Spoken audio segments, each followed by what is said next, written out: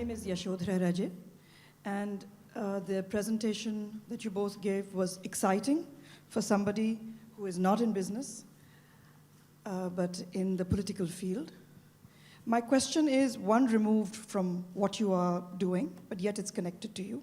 Both of you work through hardware, whether it's the mobile telephone or whether it's the PC or the laptop or the computer. With all the green initiatives that we talk about, and with every one of us here in this room, somewhere in the back of our minds thinking about the environment and all that's going on with climate change and the environment, what are you all doing to the wastage that comes off of these electronic handsets, computers, laptops? Is there some initiative being taken by your companies into going into the research of how you can take care of this waste management? Because people like us are using 2233 telephones, 2233 laptops.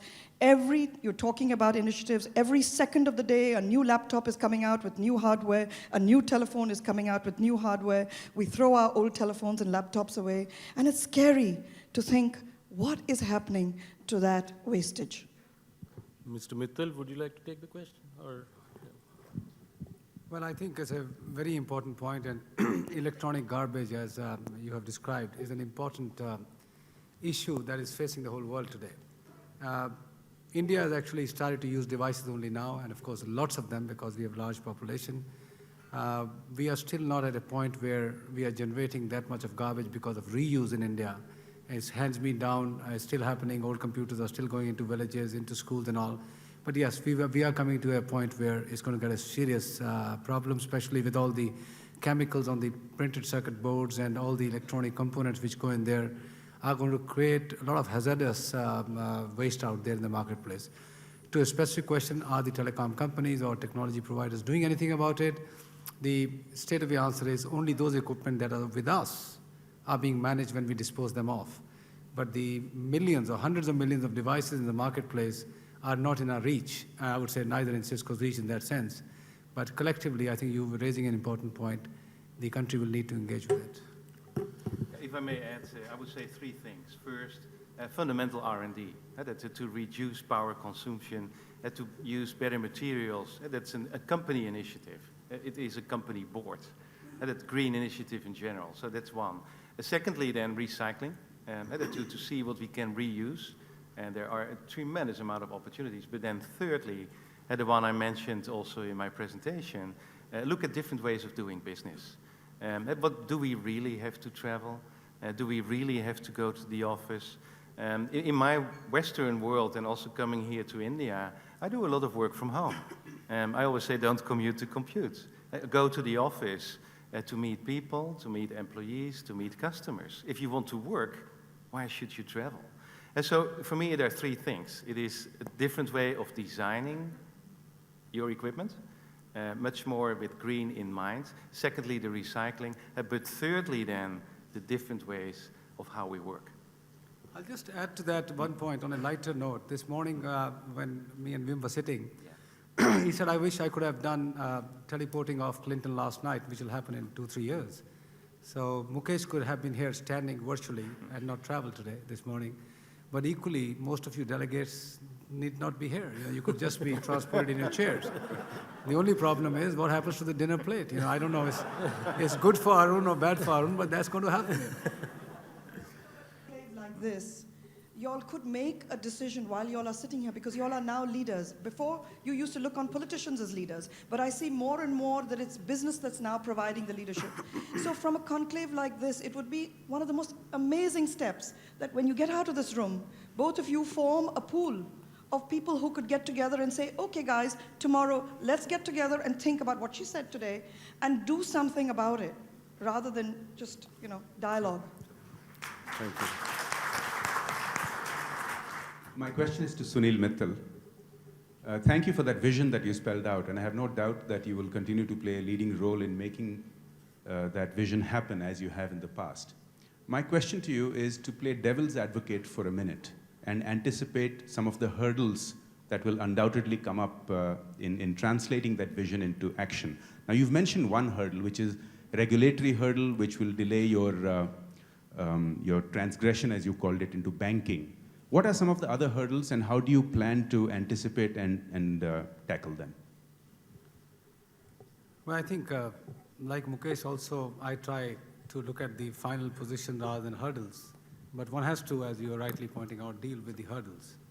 And yes, I mean, I would never want to be regulated by one more regulator. Having been regulated by one is enough. And RBI, my God, never, no. Now, to your point, what else is still in the play which has got to be settled? I think the vision that you saw here predicates very heavily on broadband. And broadband can be delivered two ways. You can either physically wire the country, or you can provide it through the air. I don't think so we're going to get to a point where we'll wire this country anymore. We stopped putting fixed lines 8, 9, 10 years back. We were at 40 million. We are still at 40 million, if not less. A bit of copper here and there is being laid out, but that's not going to happen. New clusters, new blocks, suburbs, rural areas will never see a copper line.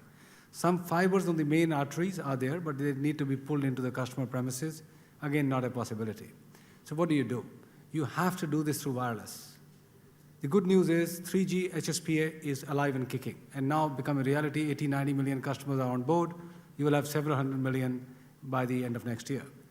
India is really delaying this piece. 3G HSPA needs to come to India, I would say, ahead of even the Western nations, because they are connected, either through a cable or a wire. India is not. We need to put out our 3G services into the country today. And the technology exists, the price points are great, affordability is there.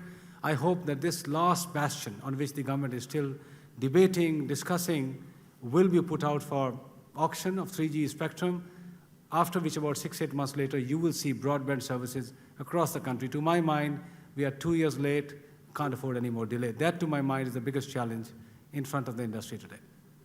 The question about how do business leaders and political leaders work collaboratively? And the answer of Mr. Mukesh Ambani is very simple: trust. And I notice that trust, when a politician turns into a minister, that trust goes away.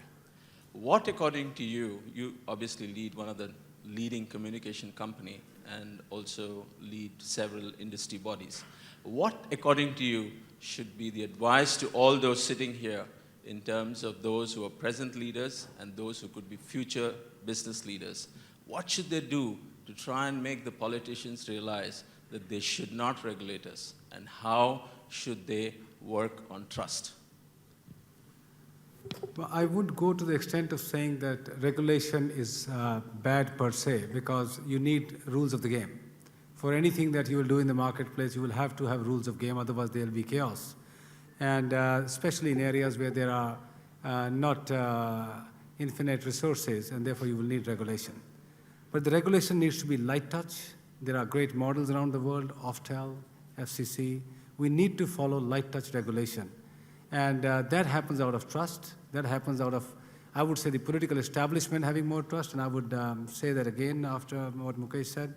I think this country and the politicians and the policymakers are much bolder today than 89, 90, but they need to probably go a lot longer in putting the trust into the hands of the private sector, because in the last 12 or 15 years, a great deal of demonstration exists that has not been failed. The trust that they have reposed in the industry and the private sector has rewarded this country. It will reward more if we go forward. In my own analysis, government are today great enablers. I think they have moved from becoming an obstruction to becoming enablers. That is a given. They are poor executors. They really need to get out of execution. And that is where the public-private partnership needs to come in. Execution in the hands of public sector or government can never be as efficient as a public-private partnership where public regulates, public directs, has a policy touch, but the private sector executes. As a Suketu Shah here, as a follow-up to the brilliant question that Yashodhara Raje asked, there doesn't seem to be adequate, I think, thinking that has gone into the disposal aspect Similarly, I wonder how much thinking is going into the health aspect of the devices you're talking about. You're talking about 50 billion devices being connected and billions of others. I just wonder how much research is really going into these, where you're staring into these cathode ray tubes, what it does to your frontal lobes, what it does to the rest of your, to your body. So I just wonder if both of you would like to comment on that. I'll make a short comment on this. At least in the mobile industry, there have been, I would say now, over 100 very deep studies of are there any health hazards in using a mobile phone. The fact is the power consumption in the devices has gone down next to nothing. If you look at the old clunky mobile phones, the amount of wattage of power consumed while idling or making a call was probably 100 times more where we are today. These devices are getting small, the transistors are getting smaller by the day, devices are consuming less and less power. I would, since I'm in this industry, I think I have a vested interest in saying it, but I can tell you, when my children use these phones, I'm not worried, because I know there's enough studies which have been done to suggest that there is no more damage from a mobile phone than a light bulb, for example. Now, are light bulbs going to damage? Is going to create some radiation? Of course they do. Now, are they going to mutate the human bodies into something else? I'm not a competent person to answer. But I follow and track the developments around this industry very closely, and I can tell you the only way you can make it safe is to continuously ensure that the wattage usage on your radio, all sorts of radio devices, is minimized. But we may have some issue on that. Yeah, I think in general, from a business perspective, we have gone from almost ignorance to awareness. We're now in the mode of developing action plans, but in the end, it's about execution. And I felt dramatically energized at the World Economic Forum this year again, where there was a business session together with the political leaders and with the academic world in general to come up with executional plans. So Kyoto is going in its second generation next year in Copenhagen. The Prime Minister of Denmark is leading the initiative, and business now starts to lead, to come up with actionable initiatives. And I think only via collaboration between the academic world, the political world, and the business world, in which the business world is now going to take its responsibility to lead these initiatives, you will see executional plans who will bring us to the responsibility that we have to take. One of the underlying themes that has come out clearly this morning is that there is a higher purpose to business, and that market capitalization should not be the only index of success. And everybody's brought out that businessmen should have a social conscience, and you should be aware of people's aspirations, poverty alleviation, etc., etc. Of course, apart from the fact that if you have a social commitment, it also benefits business. If people at large are more prosperous, there's more business. So the crunch will come when you are asked by the government to show affirmative action. So, Mr. Mittal, can we have your thoughts on reservations for the for the deprived sections of society in private industry? Thank you. Well, if your specific question is only on the piece of reservation as a question, let me respond to that. This debate, as you know, has been raging for some years now. Should there be reservation in the private sector of, in particular, SC/ST candidates? And my view is, you legislate something, you're not going to get the right results. The total organized world in India, the industry has 8 million jobs. I think somebody needs to remember this data point. There are 8 million jobs in the corporate sector.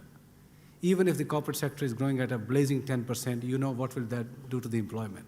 It's not going to resolve the issue or the raging controversy of lifting the people from the abject poverty or socially segmented classes. Having said that, at CII and all its members, we decided to do a code of conduct for ourselves.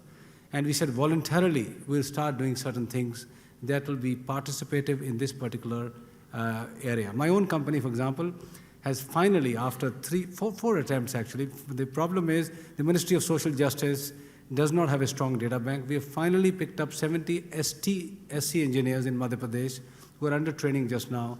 The next batch of 250 will now happen in the next few months.